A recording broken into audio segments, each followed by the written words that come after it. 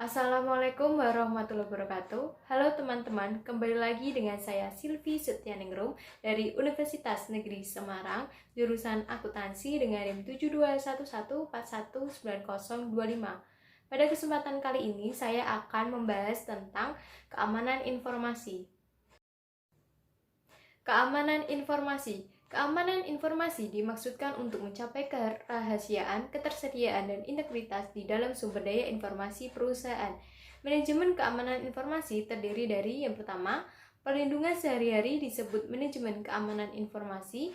Yang kedua, persiapan untuk menghadapi operasi setelah bencana disebut manajemen berkesinambungan bisnis. Keamanan informasi. Keamanan informasi menggambarkan usaha untuk melindungi komputer dan non-peralatan komputer, fasilitas, data, dan informasi dari penyalahgunaan oleh orang yang tidak bertanggung jawab. Definisi ini meliputi pengutip fax mesin dan semua jenis media termasuk dokumen kertas. Tujuan keamanan informasi. Yang pertama, kerahasiaan. Melindungi data dan informasi perusahaan dari penyikapan orang-orang yang tidak berhak. Yang kedua, ketersediaan.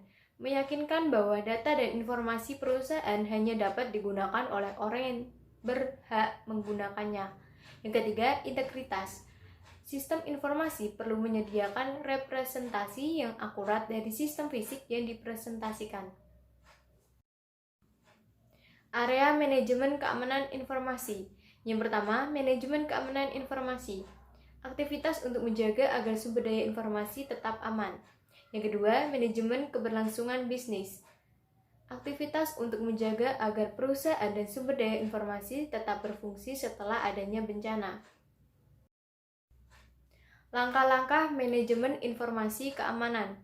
Yang pertama, identifikasi ancaman yang dapat menyerang sumber daya informasi perusahaan. Yang kedua, mendefinisikan resiko dari ancaman-ancaman tersebut. Yang ketiga, menentukan kebijakan keamanan informasi. Yang keempat, menerapkan pengendalian yang tertuju pada resiko. Ancaman. Ancaman keamanan informasi adalah seseorang, organisasi, mekanisme, atau peristiwa yang dapat berpotensi menimbulkan kejahatan pada sumber daya informasi perusahaan. Ancaman dapat berupa internal atau eksternal yang disengaja maupun tidak disengaja. Jenis ancaman yang paling terkenal atau virus. Sebuah virus adalah sebuah program komputer yang dapat mereplikasi dirinya sendiri tanpa pengetahuan pengguna. Sebuah worm tidak dapat mereplikasi dirinya sendiri tanpa sebuah sistem, tapi dapat memancarkan salinan dengan sendirinya oleh email. Sebuah Trojan horse tidak dapat mereplikasi maupun mendistribusikan dirinya sendiri. Distribusi terpenuhi oleh para pemakai yang mendistribusikannya sebagai utilitas, maka ketika digunakan menghasilkan sesuatu perubahan yang tidak dikehendaki dalam kemampuan sistem. Sebuah adware memunculkan pesan-pesan iklan yang mengganggu. Sebuah spyware mengumpulkan data dari mesin pengguna. Resiko yang termasuk dalam resiko yaitu yang pertama, pencurian dan penyikapan tidak terotorisasi. Yang kedua, penggunaan tidak terotorisasi. Yang ketiga, pembinasaan dan pengingkaran layanan yang tidak terotorisasi. Yang keempat, modifikasi yang tidak terotorisasi. Manajemen resiko yang termasuk ke dalam manajemen resiko yaitu pertama, mengidentifikasi aset bisnis yang harus dilindungi dari resiko. Yang kedua, menyadari resiko. Yang keempat, tentukan tingkat dampak pada perusahaan jika resiko benar-benar terjadi. Yang keempat, menganalisis keamanan perusahaan. Laporan analisis resiko. Penemuan dari analisis resiko harus didokumentasikan dalam sebuah laporan yang berisi informasi rinci seperti berikut untuk masing-masing resiko. Yang pertama, deskripsi resiko. Yang kedua, sumber resiko. Yang ketiga, tingginya tingkat resiko. Yang keempat, pengendalian yang diterapkan pada resiko tersebut. Yang kelima, para pemilik resiko tersebut. Yang keenam, tindakan yang direkomendasikan untuk mengatasi resiko. Yang ketujuh, jangka waktu yang direkomendasikan untuk mengatasi resiko. Yang kedelapan, apa yang telah dilaksanakan untuk mengatasi resiko tersebut. Fase implementasi kebijakan keamanan, yaitu fase pertama, inisiasi proyek. Tim yang menyusun kebijakan keamanan yang dibentuk dari suatu komite akan mencakup manajer dari wilayah di mana kebijakan akan diterapkan. Fase yang kedua yaitu penyusunan kebijakan. Tim proyek berkonsultasi dengan semua pihak yang berminat dan berpengaruh oleh proyek.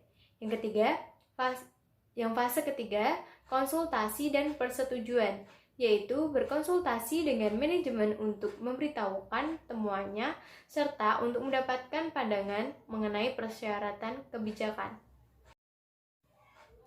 Fase yang keempat, kesadaran dan edukasi. Program pelatihan kesadaran dan edukasi dilaksanakan dalam unit organisasi. Fase yang kelima, penyebarluasan kebijakan. Disebarluaskan oleh seluruh unit organisasi di mana kebijakan dapat diterapkan.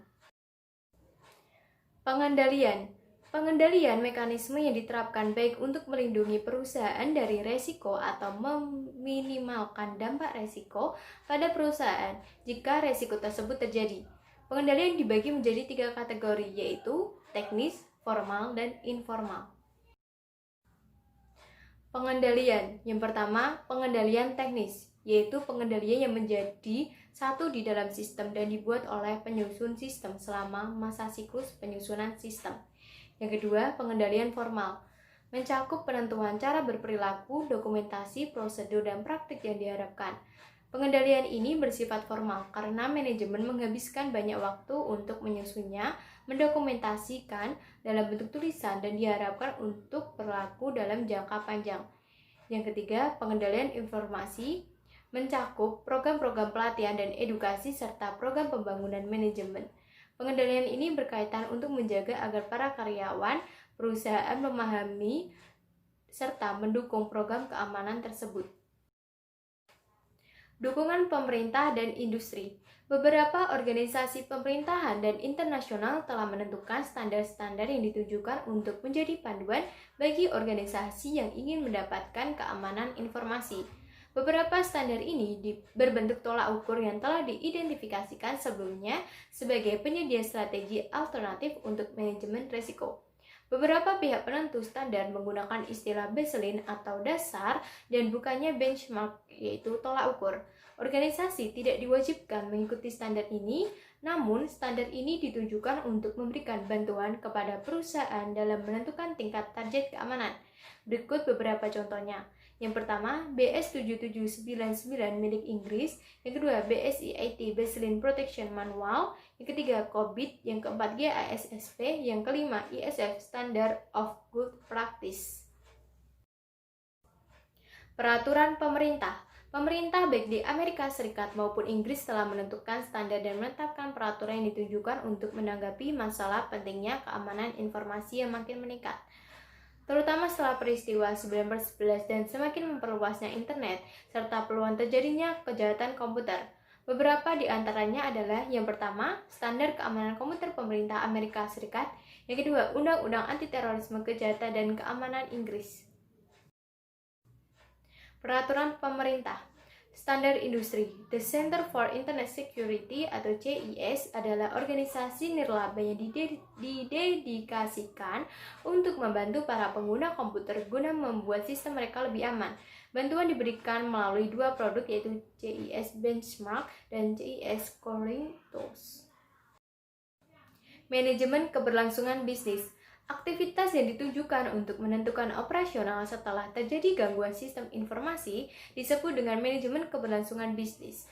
Pada tahun-tahun awal penggunaan komputer, aktivitas ini disebut perencanaan besar. Namun, istilah yang lebih positif yaitu perencanaan kontingensi menjadi populer.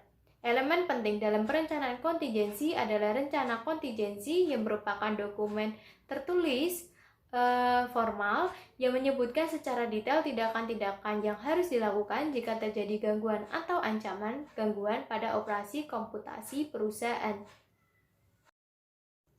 Sekian penjelasan dari saya, semoga bermanfaat. Terima kasih. Wassalamualaikum warahmatullahi wabarakatuh.